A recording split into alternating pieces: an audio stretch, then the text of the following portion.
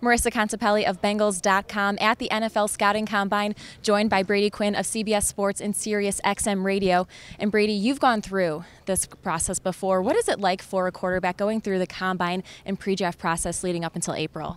It's really a lot about the interviews. You know, for quarterbacks, there's so much that they want to know about your personality, what drives you, what kind of leader you are, see if they can kind of throw you off your game a little bit too, and seeing if you had a strong understanding of the offense that you ran. I mean, obviously they're not going to expect you to know an NFL offense unless you were running one in college, which is seldom nowadays. But it's really seeing how well you knew your offense, how much control you had within that offense, because at the NFL level, that will be your job. You're going to be asked to be able to run the entire thing and be the face of that franchise. Two names that we won't see work out in Indy, Joe Burrow and Tua. The fact that they're going to be throwing at their pro days and won't be working out this week, does that hold much weight, or does it really affect that much when you're this late in the process? No, it doesn't affect much. I mean, you're making the decision on those guys as far as how they throw and how they play based on what they did on the field and what they did in the film, when you're watching on film. Burrow, to me, is a slam dunk, in particular for Cincinnati. If they feel like they want to move on from Andy, he had the greatest single season I've ever seen from a college football player.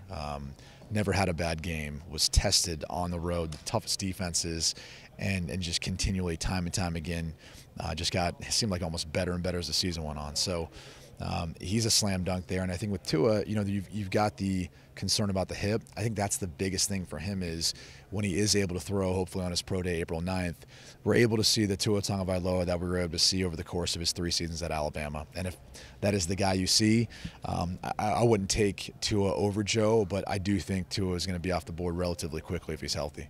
So since you said slam dunk, I'm going to take it that you believe Cincinnati will be going with Joe Burrow first overall. So give me your scouting report on Burrow. What did you like that you saw from him this season?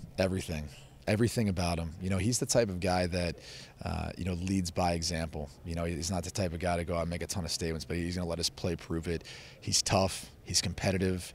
I can give you examples of games where, he's out there scrambled. A guy kind of takes a good shot at him on the sidelines in the Auburn game, and then later on in that Auburn game, 3rd down, he scrambles again. Same guy, feels like he's got a beeline on him on the sidelines. Instead, this time, he makes a little move on him, and then he throws a shoulder into the next guy, and then he turns around to make sure the guy looks. I love everything about him. He's accurate.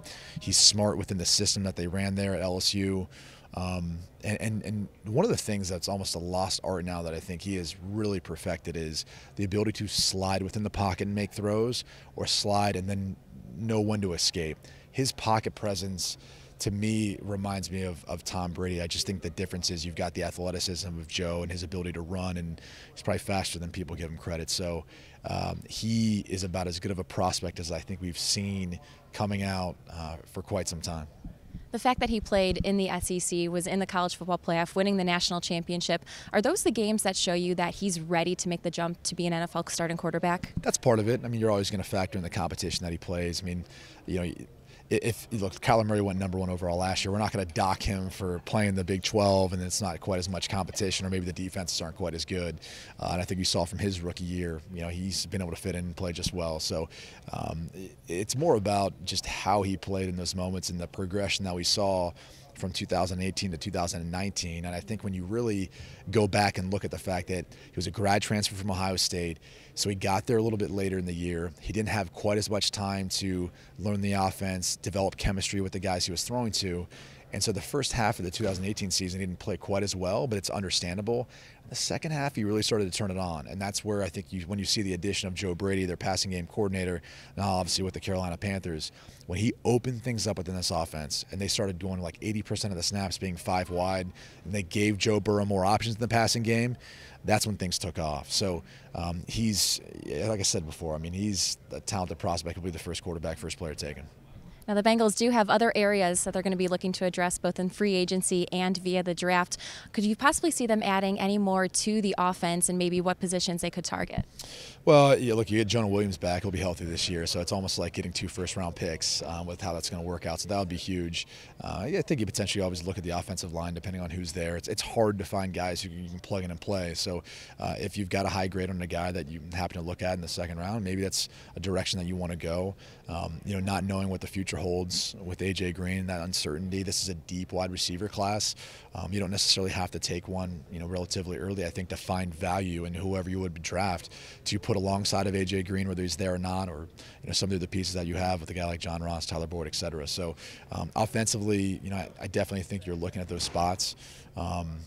Defensively, again, this is a draft that is going to have some cornerbacks that you're going to be able to plug in and play depending on where you see them or how you see them fit within your scheme.